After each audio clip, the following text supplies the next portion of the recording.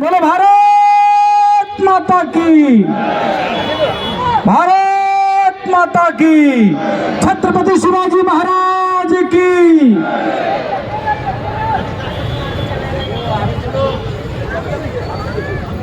आजच्या या दहिसर विधानसभेच्या जागर मुंबईच्या या सभेला या ठिकाणी उपस्थित आमच्या सगळ्यांचे नेते, उत्तर मुंबईची बुलंद तोफ खासदार आदरणीय गोपाळ शेट्टीजी, दहिसर विधानसभेच्या रणरागिणी, विधानसभेच्या लोकप्रिय आमदार, माझ्या विधानसभेतल्या सहकारी मनीषाताई चौधरी, जिल्ह्याचे अध्यक्ष गणेश खणकरजी, मंडलाचे अध्यक्ष अरविंद यादवजी, आमच्या सगळ्यांचे या जिल्ह्याचे वरिष्ठ नेते, जिल्ह्याचे माजी अध्यक्ष पांडेजी, व्यासपीठावर उपस्थित असलेले सर्व मान्यवर आणि इतक्या मोठ्या संख्येने उपस्थित असलेले या विभागातील दहिसर विधानसभेतील सर्व रहिवासी बंधू भगिनी, सर्वप्रथम तर आजच्या या रविवारच्या दिवशी आपण या जागर मुंबईच्या सभेला इतक्या मोठ्या संख्येने आपण सगळेजण उपस्थित राहिलात याबद्दल मुंबई भारतीय जनता पार्टीच्या वतीने आपल्या सगळ्यांचं मी मनापासून खूप खूप अभिनंदन करतो। आपल्या सगळ्यांचं स्वागत सुद्धा या सभेत करतो। जब मैं भाषण के लिए खड़ा हो गया तब बताया गया कि मुझे अन्य कार्यक्रम में जाना है। अन्य कार्यक्रम यानी कोई अन्य कार्यक्रम नहीं है, तो सायन कोलीवाड़ा विधानसभा की इसी प्रकार की एक जनसभा आयोजित की है और आज जहाँ यहाँ पूरा जनसैलाब उमड़ पड़ा है, उसी तरह से उधर भी जनसैलाब उमड़ पड़ा है और उस सभा में भी मेरे को भाषण करने के लिए जाना है। इसके लिए मैं बहुत लंबा भाषण तो नहीं करूंगा, क्योंकि महापालिका के भ्रष्टाचार के बारे में, महापालिका के जो गत 25-30 बरस में शिवसेना ने, उद्धव ठाकरे जी के गुट ने जो मुंबई महानगर पालिका को, मुंबई शहर को बर्बाद करने का काम किया है, उसके बारे में सबसे अधिकार रूप में कहने का अधिकार किसको होगा? तो जो गत 30 बरस से जनप्रतिनिधित्व कर रहे हैं, ऐसे हमारे गोपाल शेट्टी जी को ज्यादा अधिकार जाता है, क्योंकि वो मुंबई महानगर पालिका के मनीषाताई चौधरी जैसे वो भी एक पार्षद के नाते उन्होंने भी बरसों से काम किया है। मित्रों, सवाल सिर्फ मुंबई महानगर पालिका के भ्रष्टाचार का नहीं है। मैं यहाँ आने के बाद मुंबई का जागर का कार्यक्रम देख रहा था, उसके पहले मनीषाताई ने यहाँ के सभी महिलाओं के भगिनी वर्ग का कार्यक्रम रखा था, जो 2.5 बरस में उद्धव ठाकरे जी के नेतृत्व में सरकार चली। वो सरकार यदि आज रहती थी तो क्या हिंदुओं को अपने उत्सव मनाने की सहूलत मिलती थी क्या? ये मेरा आपको सबसे बड़ा सवाल है। इस बार दही हंडी होगी, गणेशोत्सव होगा, दिवाली होगी, दशहरा होगा। मैं आपको पूछना चाहता हूँ, हम सभी ने जोर शोर में मनाया या नहीं मनाया? इसके पहले 2 बरस जब घर में बैठने वाले मुख्यमंत्री थे तब हम मना सके? नहीं मना सके। अरे कोविड था, ये हम भी समझ सकते हैं, लेकिन कोविड के समय नियम क्या किया कि गणपति की मूर्ति तो आप ला सकते हैं, प्रतिमा ला सकते हैं, लेकिन उसकी ऊंचाई ये 4 फुट से ज्यादा नहीं होनी चाहिए। मैं पूछना चाहता हूँ उद्धव ठाकरे जी को, आप खुद को हिंदुत्ववादी कहलाते थे, तो आपके सरकार का ये रवैया क्या था? आपने मंदिर खोलने के लिए परमिशन दी नहीं। जब भारतीय जनता पार्टी ने ये सवाल पूछा कि आप मंदिर क्यों नहीं खुलवाना चाहते हैं, तो उन्होंने कहा मंदिर खुलवाएंगे तो भीड़ होगी तो कोरोना होगा। तो हमने सवाल पूछा, तो आपने तो बार खोल दिए, तो बार के भीड़ के कारण कोरोना नहीं होता है क्या? उनके पास उनके लिए जवाब नहीं था। आप बार खुलवाते, रेस्टोरेंट खुलवाते जिनको परमिट है, लेकिन आप मंदिर खुलवाना नहीं चाहते। उसका कारण आपके मास्टर वॉइस आप कौन थे? तो वो शरद पवार और सोनिया गांधी के कहने पर आपने 2.5 बरस महाराष्ट्र का काम करने का प्रयास, जिन्होंने अफजल खान के कब्र का, मैंने कल के परसों के भाषण में भी कहा, मुझे वो दिन याद है जब कंगना राणावत का घर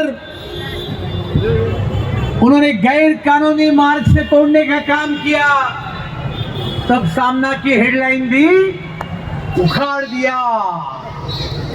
और जब परसों एकनाथ शिंदे और माननीय देवेंद्र फडणवीस जी के नेतृत्व के हिंदुत्ववादी राज्य के सरकार ने, छत्रपति शिवाजी महाराज ने, जिस अफजल खान ने पंढरपुर के विठवा, तुलजापुर के भवानी देवी को ध्वस्त करने का घिनौना काम किया था, वो अफजल खान का वध छत्रपति शिवाजी महाराज जी ने किया था। वो अफजल खान के थड़गे का अनधिकृत बांधकाम नष्ट करने का काम किसने किया होगा? तो एकनाथ शिंदे और माननीय देवेंद्र जी की सरकार ने किया। मेरा सवाल है उद्धव जी आपको, नेक्स्ट डे के सामना में आपने इसकी खबर छापी थी? आपने हेडलाइन तो छोड़ो, आपने एक लाइन तक सामना के अंदर उसकी खबर छापी नहीं। मेरा सवाल है, अफजल खान से आपका नाता क्या है? अब अफजल खान का कब्र का, थड़गे का अनधिकृत बांधकाम जब राज्य की सरकार तोड़ देती है और आपको जब पत्रकार ये सवाल पूछते हैं कि आपके इसके बारे में रिएक्शन क्या है, तो आप जवाब देते हैं कि मेरे को इसके बारे में बोलने की इच्छा नहीं है। दिन रात उनका एक ही मुद्दा रहता है कि मैं भारतीय जनता पार्टी नरेंद्र मोदी जी को, उनको बर्बाद करने पे तुला हूं, उनकी आलोचना करने का काम करते रहे। भाई आपका नरेंद्र मोदी जी से इतना झगड़ा क्या है भाई? वैसे तो आप चुन के आए मोदी जी के नाम पे, जो भी उनके सांसद आए वो मोदी जी का फोटो लगाते थे, मोदी जी के बड़े बड़े पोस्टर लगाते थे। आदित्य ठाकरे जी ने भी वर्ली में चुनाव के समय खुद के चुनाव में बड़े बड़े पोस्टर किसके लगाए होंगे? तो वो माननीय नरेंद्र मोदी जी के बड़े बड़े पोस्टर आदित्य ठाकरे जी ने लगाए थे। और आज आप क्या कर रहे हैं? नरेंद्र मोदी जी की दिन रात आलोचना करते हैं और आप कहते हैं कि मैं हिंदुत्ववादी हूं। आप मेरे को सवाल, मैं आपको सवाल पूछता हूं, आप मेरे को जवाब दीजिए। बाबा विश्वनाथ का भव्य कॉरिडोर किसने बनाया इस देश में?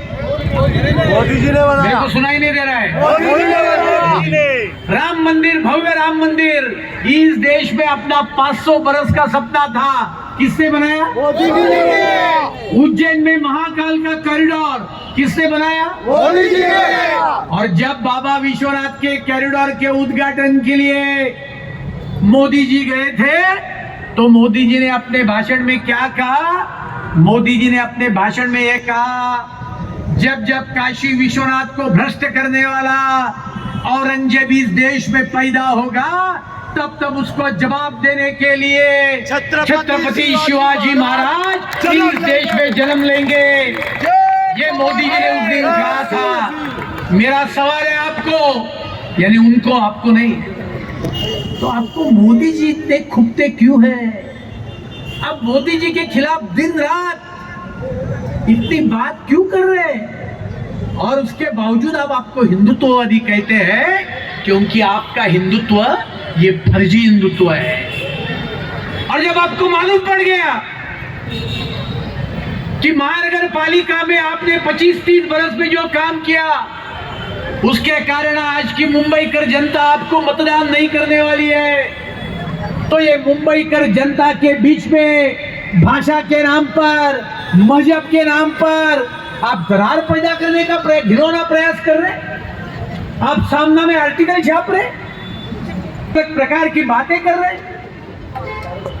और इसके लिए मैं इतना ही कहना चाहूंगा कि आने वाले चुनाव में, आने वाले दिन में आपको उद्धव जी शिवसेना का प्रचार करने के लिए आएंगे, तो आपको इस सब बात का जवाब जनता को देना पड़ेगा। और सबसे बड़ा पहला सवाल तो ये गणपत पाटिल नगर की जनता उनको ये पूछेगी कि जब पूरे दुनिया में और गणपत पाटिल नगर से लेकर पूरे उत्तर मुंबई में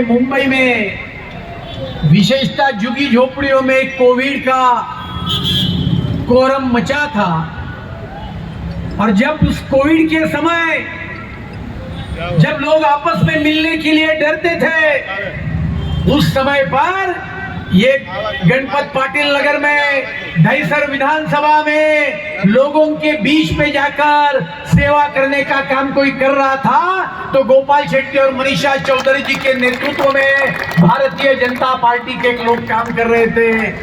मेरा सवाल आप उद्धव जी आपको ये है, आप कोविड के समय कहाँ थे?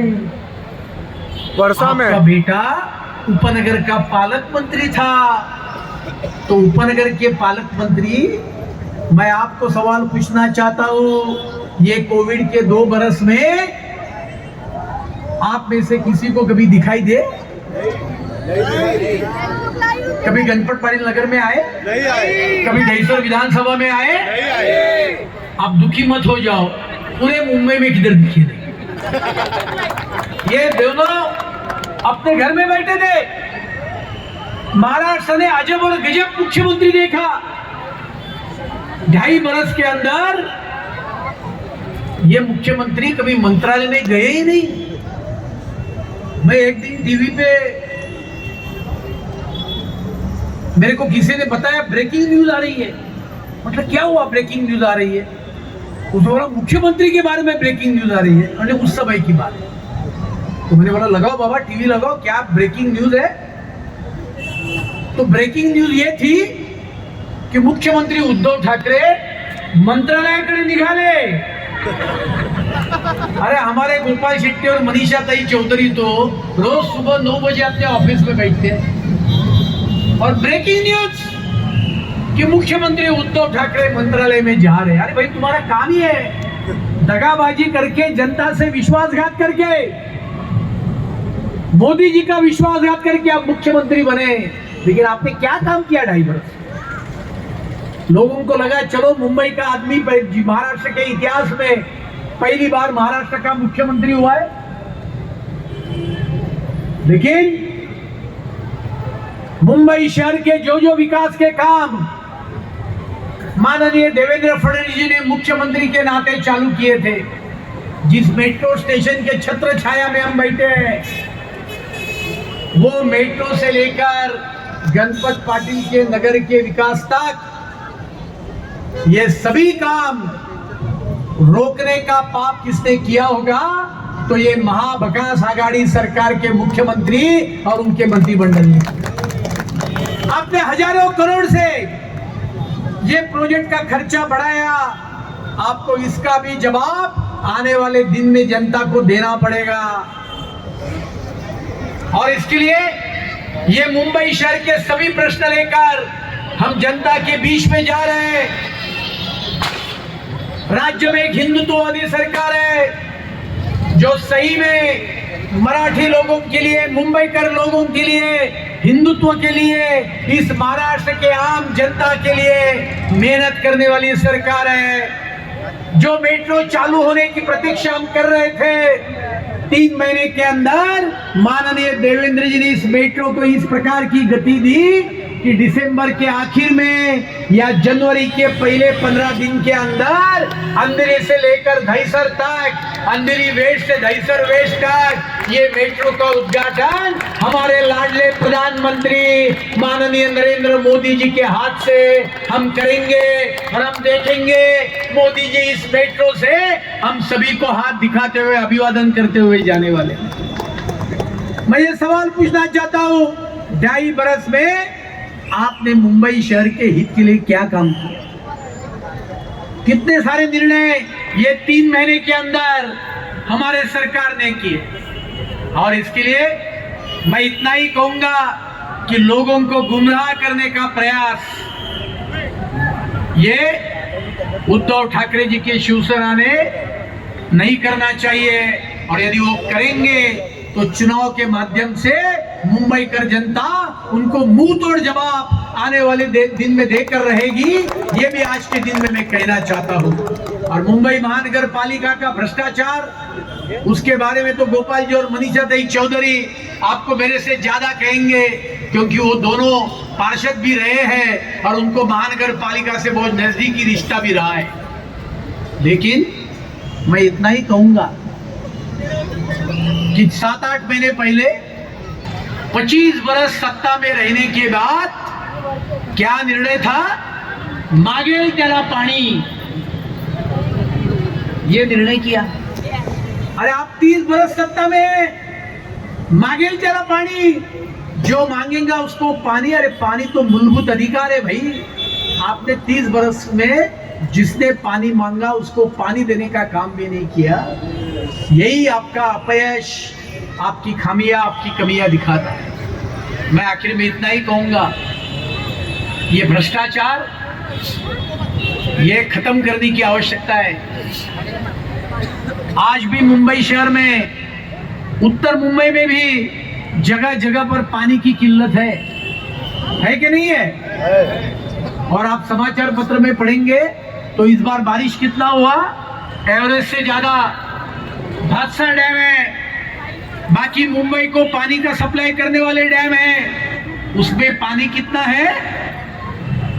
100%।